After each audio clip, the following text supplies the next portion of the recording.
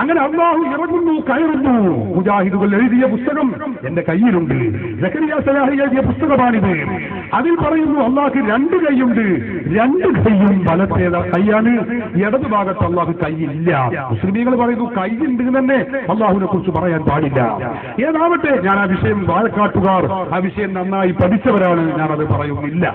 ഞാൻ പറയുന്നത് മുജാഹിദുകൾ അച്ചടിച്ചു വിട്ടുകൊണ്ടിരിക്കുന്നത് ഇപ്പോൾ പരിചയപ്പെടുത്തിക്കൊണ്ടിരിക്കുന്ന അല്ലാഹു ഇങ്ങനെ കൈയും കാലും അല്ലെങ്കിൽ അവയവങ്ങളൊക്കെ ഉള്ള അല്ലാഹുവാണ്.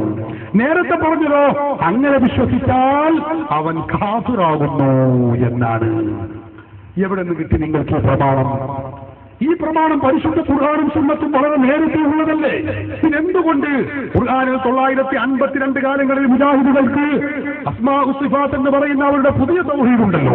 ഈ തൗഹീദിൽ അല്ലാഹുവിന് കയ്യും കാലുമുണ്ടെന്ന് വിശ്വസിച്ചാൽ, അവയവങ്ങളുണ്ടെന്ന് വിശ്വസിച്ചാൽ, ജഡമുണ്ടെന്ന് വിശ്വസിച്ചാൽ കാഫിറാകുന്നു എന്ന് പറയുകയും അവരുടെ ജാമിഅ സലഫിയയിൽ ചേർന്ന യോഗത്തിൽ വെച്ച് അവർ പറയുന്നു അത് മാറ്റി തിരുത്തിക്കണം. ഇനി മുതൽ അല്ലാഹുവിന്റെ വിശ്വാസം പൂർണ്ണമാവണമെങ്കിൽ അല്ലാഹു കയ്യുണ്ട് കാലുണ്ട് എന്ന് പറയണം. ആരാ പറയുന്നത്? മുജാഹിദുകളുടെ പുതിയ വിശ്വാസം. ഞങ്ങൾ ഖുർആനിന്റെയും സുന്നത്തിന്റെയും വാഹകരാണെന്ന് പറയുന്നുവെങ്കിൽ ഈ ഖുർആനും ഈ സുന്നത്തും വളരെ നേരത്തെ ഉള്ളതല്ലേ? 14 നൂറ്റാണ്ടിന്റെ പാരമ്പര്യമുള്ളതല്ലേ? പല ഭാഗത്തും പല സ്റ്റേജുകളിലും ഞങ്ങൾ പറഞ്ഞു കുറെ അങ്ങ് പറഞ്ഞപ്പോ 2009 ജനുവരി മാസത്തിൽ ഇറങ്ങിയ അൽമനാറിന്റെ കയ്യിൽ അതിൽ അള്ളാഹ് വീണ്ടും ഇടത്തെ കൈ വീണ്ടും രംഗത്ത് വരികയാണ്. ഇടത്തെ കൈ അള്ളാഹ് വീണ്ടും വന്നു. ഇതിൽ പറഞ്ഞു കൈയില്ല, ഇടത്തെ കൈയില്ല. പിന്നെ അൽമനാർ പറയുന്നു ഇടത്തെ കൈയുണ്ട്. 2009 വീണ്ടും അള്ളാഹ് ഇടത്തെ കൈ സ്ഥാപിക്കുകയാണ്. അതണ്ടാ ഈ വർഷം തന്നെ ഇറങ്ങിയ ഇസ്ലാമി മാസിക ഏപ്രിൽ ലക്കത്തിൽ കാണാം അള്ളാഹുവിന് ഊരയുമുണ്ട് എന്നാണ് മുജാഹിദ് പുതിയതായി പഠിപ്പിച്ചുകൊണ്ടിരിക്കുന്നത്. പ്രമാണത്തിന്റെ പിൻബലത്തോടെ പറയുന്നവരാണ് ഞങ്ങൾ എന്ന് പറയുന്ന മുജാഹിദുകൾ അള്ളാഹുവിന്റെ റസൂലിനെ കുറിച്ച് വിശ്വസിക്കുന്നത് എന്താണ്? നബി സല്ലല്ലാഹു അലൈഹി വസല്ലമ തങ്ങൾ കേവലം ഒരു സാധാരണ മനുഷ്യൻ മാത്രമാകുന്നു എന്നാണ്. എം അക്ബർ മൗലവി എന്ന് പറയുന്ന മൗലവി, അദ്ദേഹം മുജാഹിദുകൾ സുന്നികളെ പലപ്പോഴും ഉറൂസിന്റെ പേരിൽ, നേർച്ചയുടെ പേരിൽ കുതിര കയറാറുള്ളയാളാണ്. ഈ പ്രാവശ്യം എം അക്ബർ എന്ന മൗലവി UAE ഷെയ്ഖ് സായിദിന്റെ കബറിടത്തിൽ കെട്ടിപ്പൊക്കിയ കബറിടത്തിൽ നടത്തിയ നേർച്ച ഉറൂസിൽ എം അക്ബർ മൗലവിയും പങ്കെടുത്ത അറബി പത്രം അൽ ഖലീജ് പത്രം എന്റെ കയ്യിലുണ്ട്. നമ്മളത് കേട്ടതാണ്. പലപ്പോഴും ഞാനിപ്പോ അവർ കാണിക്കുന്നില്ല. ഞാനന്ന് UAEയിലുണ്ട്, അബുദാബിയിലുള്ള സന്ദർഭമാണ്. സഹോദരന്മാരെ, നാട്ടിലാണെങ്കിൽ നേർച്ചയും ഉറൂസും ശിർക്കാണ്, കുഫറാണ്, വിജയത്താണ്, അനാജാണ്. ഗൾഫിൽ ഷെയ്ഖ് സായിദിന്റെ കബർ അല്ലെങ്കിൽ വലിയ വലിയ ആളുകളുടെ മുമ്പിൽ വെച്ചുകൊണ്ടും വലിയ കൈമടക്ക് കിട്ടുമെങ്കിലും അതിന് കുഴപ്പമില്ല, അപ്പൊ അത് തൗഹീദായി മാറുകയാണ്.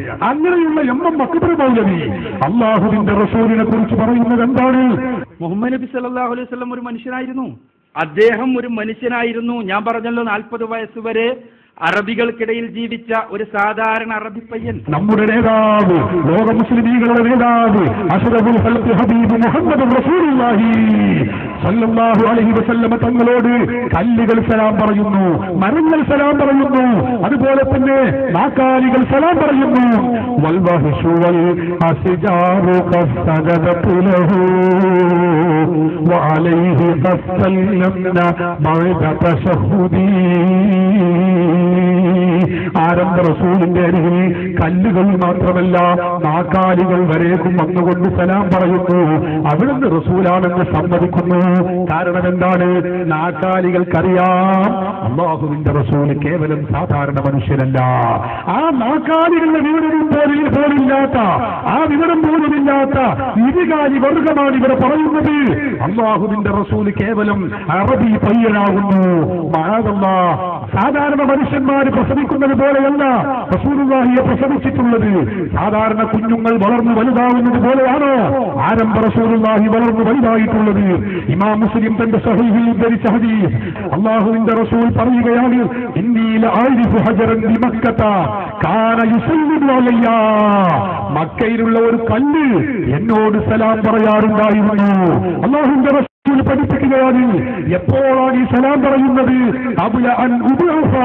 ഞാൻ നബിയായി നുബുവത്ത് കിട്ടുന്നതിന് മുമ്പ് 40 വയസ്സാകുന്നതിന് മുമ്പ് തന്നെ മക്കയിലുള്ള കല്ലുകൾ എന്നോട് സലാം പറയാറുണ്ടായിരുന്നു. നിങ്ങൾ ഓർക്കണേ, ഇവർക്ക് ഇസ്ലാമിനെ കുറിച്ച് എന്ത് ബാലപാഠം പറയുന്നു, എന്താണ് ഇവർക്ക് പ്രമാണമുള്ളത്?